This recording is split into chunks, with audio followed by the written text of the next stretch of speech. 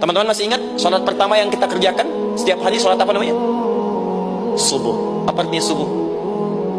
Tuh, ini masalahnya. Ini kata Al-Quran sendiri ya, kata Al-Quran sendiri. Nanti akan ditemukan orang yang ibadah tidak paham apa yang dikerjakan dan dilakukan dalam ibadahnya. Contoh sholat. Kata Allah, akan ada orang sholat yang saat sholat tidak mengerti apa yang dia baca dan dia lakukan dalam sholatnya. Jujur tanyakan pada diri kita, sampai detik ini, dari sekian ribuan kali ruku dan sujud, berapa persen bacaan sholat yang kita pahami? Jangan-jangan kita ruku tapi gak ngerti yang dibaca. Sujud tak paham yang diungkapkan. Bagaimana bisa khusyuk? Mustahil. Nah, kembali ke sini, kenapa sholat pertama itu disebut dengan subuh? Teman-teman, ternyata semua nama sholat dari subuh sampai isya plus bacaan dan gerakan dari takbir sampai salam itu bukan sekedar gerakan semata. Semua ada artinya, ada maknanya, dan diajarkan oleh Nabi langsung.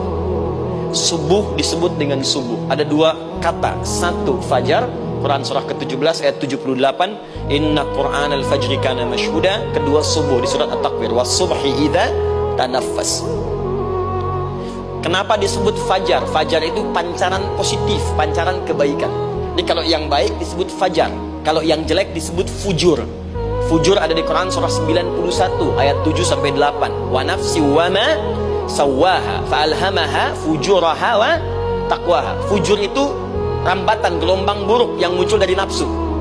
Ya, ditembuskan ke elemen tubuh kita. Misal gini.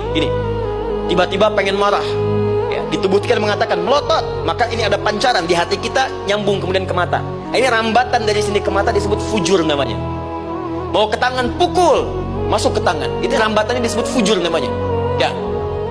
Yang baiknya disebut fajar. Ya, misal saya ingin sholat, tiba-tiba hati mengatakan sudah azan, merambat ke kaki, cepat melangkah, cepat wudhu. Nah, itu rambatannya disebut fajar namanya, atau infajar. Ini pasti ada, ya. Fujur nama lainnya nafsu, disebutkan 115 kali dalam Al-Quran. Takwa, rambatan fajar, sumbernya takwa, disebutkan 115 kali dalam Al-Quran. Di jiwa kita ada takwa, ada nafsu. Takwa yang dorong malaikat disebutkan 88 kali dalam Al-Quran.